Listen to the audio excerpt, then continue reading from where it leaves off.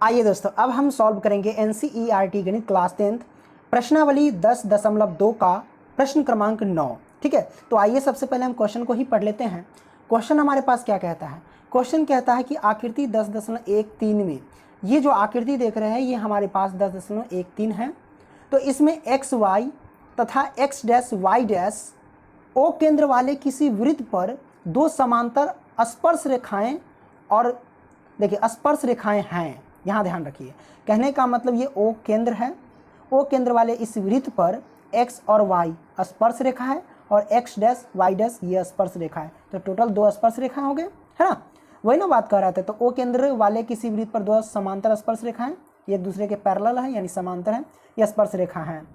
और स्पर्श बिंदु सी पर, अब देखो यहाँ से, देखो यहाँ इस वृत्त पर एक स्पर्श बिंदु ये है सी पर स्पर्श रेखा A B comma X Y को ए यानी एक्स वाई को ए और एक्स डैश वाई डैश को बी प्रतिच्छेद करते हैं। जैसे कि इसको आगे बढ़ाओगे तो ये प्रतिच्छेद कर देंगे, काट देंगे, तो ए और बी है हमारे पास। तो सिद्ध कीजिए कि कोण ए ओ बी बराबर 90 डिग्री है। तो यही हमको सिद्ध करना है ना। तो हम सबसे पहले लिखेंगे क्या? सबसे पहले हम लिखते हैं कि सिद्ध करना है। क्या लिखेंगे? सिद्ध करना है। सिद्ध करना है। तो जो सिद्ध करना है वो हम लिख लेते हैं। करना हमें क्या? कोण ए ओ बी बराबर 90 डिग्री। ठीक है, कोण ए ओ बी। तो ए ओ बी जो बीच में रहता है वही हमारा कोण कहलाता है, यानी ये कोण को हमें सिद्ध करके बताना है, इस कोण को, कोण ओ को।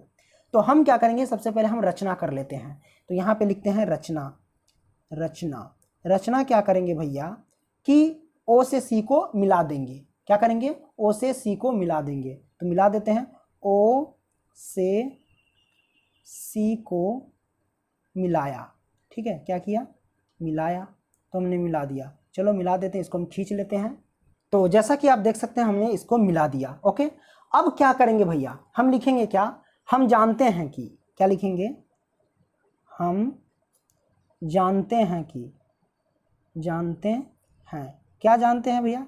यही जानते हैं कि प्रमेय 10.1 से, प्रमेय 10.1 से, तो प्रमेय 10.1 क्या कहता है कि भैया यदि कोई वृत्त है यानी सर्कल है, ठीक है, और उस सर्कल पे कोई स्पर्श बिंदु है और स्पर्श बिंदु पर क्या है कि केंद्र से कोई रेखा जाती है यानी तिर्जा जाती है, तो जहाँ पे तिर्जा और स्पर्श बिंदु एक साथ मिलते हैं वहाँ पे क्या बनते हैं? समकोण बनते हैं। क्या बनते हैं वो? समकोण बनते हैं। ठीक है, तो हम इसको लिख सकते हैं समकोण यानी लंब डाला गया, यानी ओसी लंब हो गया ए बी पे।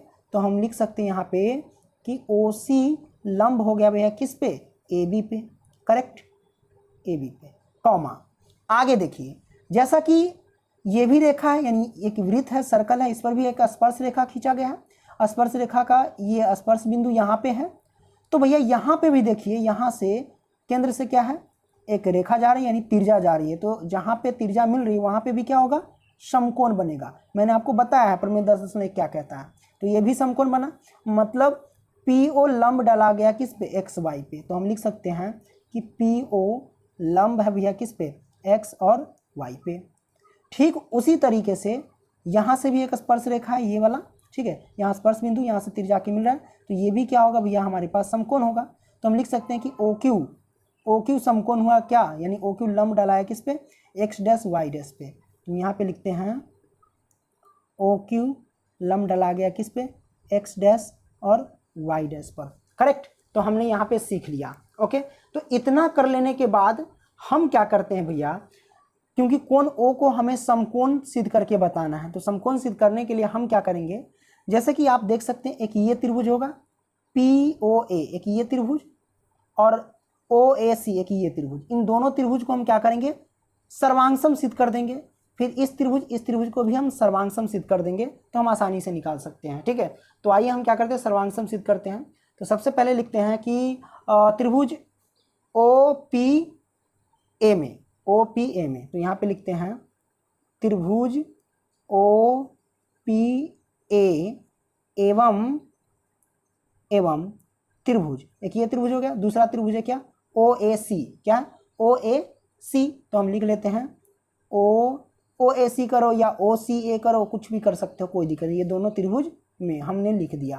ओके, अब यहाँ से हम क्या करेंगे वो देखते जाना। ओके, इस त्रिभुज में आ गए, तो जरा गौर से देखो इसमें कि भैया इस त्रिभुज में क्या क्या हमें बराबर मिल रहा है। तो ध्यान से देखो कि OC OP के बराबर होगा। आप कहोगे कैसे? OC जो है OP के बराबर होगा कि नहीं होगा? क्यों? क्योंकि भैया ये भी त्रिज्या है और ये भी त्रिज्या है, तो दोनों त्रिज्या, क्योंकि वृत्त के अंदर है तो ये भी त्रिज्या ये भी त्रिज्या, तो त्रिज्या तो बराबर होगी। तो इसलिए हम कह सकते हैं कि OP बराबर क्या लिखेंगे? OC। क्यों? क्योंकि ये त्रिज्या है। क्या है भैया? त्रिज्या है। ठीक है, ठीक उसी तरीके से हम और भी कर सकते हैं कि ये जो हमारे पास है भैया OA बराबर OA, क्योंकि इस त्रिभुज में भी OA है और इस त्रिभुज में भी OA है, यानी दोनों त्रिभुज में OA है। तो हम यहाँ पे लिख सकते हैं कि OA बराबर OA। क्यों? क्योंकि ये दोनों में तो उभयनिष्ठ है, उभयनिष्ठ है। Okay, correct. तो आपने लिख दिया, कारण दर्शा दिया, तो हमने दो भुजा को बराबर कर दिया। अब यहाँ पे देखो कि कोण C भी 90 है और कोण P भी 90 है, क्योंकि ये समकोण है, लंब डाला तो समकोण है, समकोण बोले तो 90 डिग्री कोण P भी है और कोण C भी 90 डिग्री है। तो हम यहाँ पे लिख सकते हैं डायरेक्ट कि कोण P बराबर कोण C है कि नहीं। तो लिख देते हैं कि कोण P बराबर कोण C क्या है? तो 90 डिग्री है। ठीक है, अब ये 90 डिग्री हो गया तो हम कह सकते हैं कि ये दोनों त्रिभुज सर्वांगसम है। किस नियम से?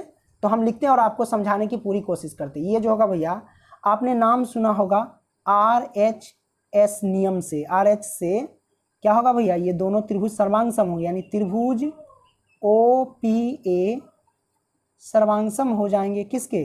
त्रिभुज OCA के। ठीक है, सर्वांगसम होंगे। अब देखो भैया यहाँ पे दो भुजा बराबर है, एक कोण बराबर है, तो RHS क्यों लिखा? मैं दो साइड है तो साइड एंगल साइड से भी कर सकते थे, एक कोण ना दो भुजा बराबर है तो हमने इसलिए लिखा क्योंकि ये 90 डिग्री है, बोले तो समकोण है। और RHS नियम क्या कहता है? RHS नियम जो होता है सिर्फ समकोण त्रिभुज में ही लगता है। R जो होता है भैया ये समकोण के लिए, H जो होता है हाइपोटेनियस यानी कर्ण के लिए, और S जो होता है साइड यानी भुजा के लिए।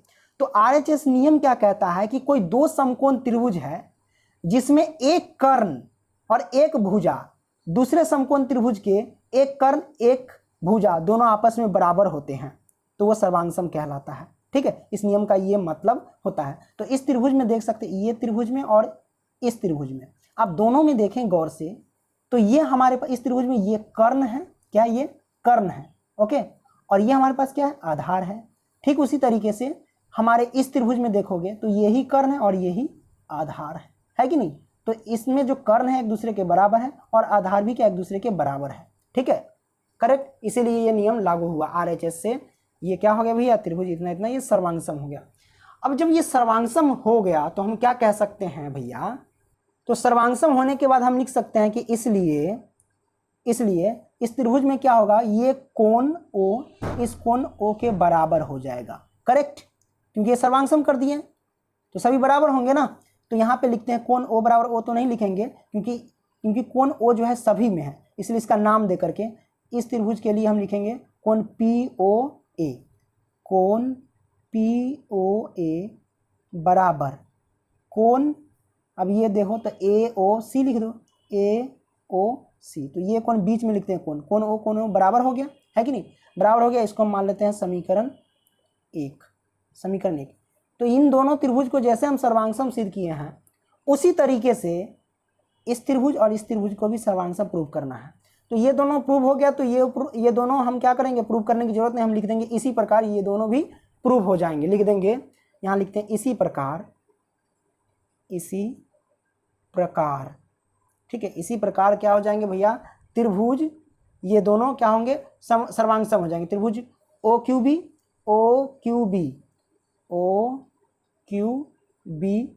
सर्वांगसम हो जाएंगे किसके? तो वही भाई OBC के। तो ये हमारे पास OBC है, तो OBC सर्वांगसम हो गए। और सर्वांगसम हो गए तो हम लिख सकते हैं इसलिए इसमें भी ये कोण इस कोण के क्या हो जाएंगे? बराबर हो जाएंगे। तो यहाँ पे लिखते हैं कि इसलिए कोण QOB क्यू ओ बी बराबर हो जाएंगे कोण बी ओ सी के, हमने कोण को क्या किया, बराबर कर दिया। करेक्ट, कोई दिक्कत नहीं हुआ। अब इतना कर लेने के बाद ये जब हो गया, अब हम करेंगे क्या, तो आपको पता है कि ये हमारे पास एक देखा जाए तो सरल रेखा है और ये सारे के सारे एक कोण बन रहे हैं। क्या बन रहे हैं, एक कोण बन रहे हैं सारे यहाँ से। तो सरल रेखा में ये भी कोण, ये भी कोण, ये भी कोण, तो सरल रेखा में जो भी कोण बनता है उस कोणों का योग कितना होता है, 180 डिग्री होता है कि नहीं। तो हम यहाँ से लिखते हैं सरल रेखा पर बने कोणों का योग कितना होता है, 180 डिग्री। तो हम लिखते हैं यहाँ से, इसको हम लिखते हैं एक सरल रेखा में बने कोणों का योग कितना होता है भैया, होता है 180 डिग्री होता है। हम लिख देते हैं यहाँ पे 180 डिग्री होता है। तो आप देखोगे इसमें ये भी कोण, ये भी कोण, ये भी कोण, ये भी कोण, सभी कोण बने हैं, तो सभी कोणों का योग 180 डिग्री होगा। तो आइए सभी कोणों को हम जोड़ देते हैं। पहला ये कोण यानी कोण POA, यहीं से ले लो ना, कोण POA ये भी है, तो ये हो गया कोण। अब दूसरा कोण है AOC प्लस में कोण AOC, अब प्लस में कोण, ये कोण ले लो, कोण ले लेंगे तो ये कोण लेंगे तो BOC, कोण BOC, और प्लस में क्या हो जाएगा, कोण QOB, ठीक है, और बराबर कितना होगा, 180 डिग्री हो जाएगा। करेक्ट। अब यहाँ से हम सॉल्व करेंगे तो ध्यान देखना, हमें लेना क्या है, तो आपको पता है कि समीकरण एक को माने थे और यहाँ हमने इसको मान लिया समीकरण 2, इसको मान लेना समीकरण 2 आप लोग, ठीक है।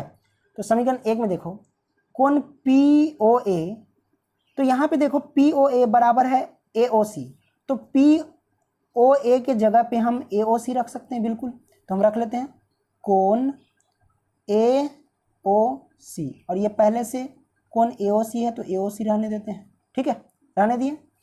प्लस में अब देखो हम यहाँ से क्या करेंगे, अब लिखते हैं जैसे BOC है, तो आपने देखा कि भैया कोण BOC बराबर क्या, कोण QOB, तो QOB के जगह पे हम BOC रख सकते हैं या फिर BOC के जगह पे QOB रख सकते हैं, लेकिन लाना है हमको BOC, ये कोण में चलना है ना, तो इसलिए हम क्या करेंगे, QOB के जगह पे हम रख देंगे BOC। तो ये पहले से कोण BOC है तो इसको हम लिखते हैं, चलते इधर लिख लेते हैं कोण BOC, और प्लस में QOB के जगह पे हम क्या रख देंगे, कोण BOC बराबर कितना, 180 डिग्री, ठीक है।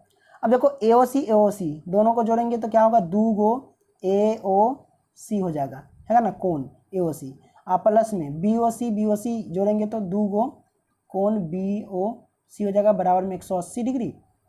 अब यहाँ से हम क्या करेंगे भैया, कॉमन लेंगे, क्या लेंगे, 2 कॉमन लेंगे, तो हमारे पास क्या होगा, कोण AOC प्लस में कोण BOC बराबर में क्या हो जाएगा, 180 डिग्री। 2 से काटो तो 90 दूना 180, तो ये 90 से कट गया। अब देखो ध्यान से, कोण AOC प्लस के कोण BOC, ध्यान से देखो, कोण AOC यानी ये कोण AOC, आप प्लस में कोण BOC यानी कोण BOC यानी ये कोण, तो ये दोनों कोण मिला करके ही हमारे पास क्या होगा, कोण O निकल जाएगा, है ना। तो ये दोनों कोण को मिला करके, तो ये दोनों कोण जोड़ रहे हैं यानी दोनों कोण मिला करके हमें ये कोण बनेगा, ये कोण बनेगा मतलब AOB बनेगा। तो हम लिख सकते हैं इन दोनों का योग कोण AOB, और बराबर में क्या हो जाएगा हमारे पास, 90 डिग्री। और यही प्रूव करना था, हमने क्या लिखा था शुरू में, कोण AOB बराबर 90 डिग्री सिद्ध करना है, और वो हमारे पास चला आया, ठीक है। आई होप कि ये क्वेश्चन समझ गए होंगे। वीडियो पसंद आया तो लाइक करना, एंड दोस्तों को भी क्या करना, शेयर कर देना। धन्यवाद दोस्तों।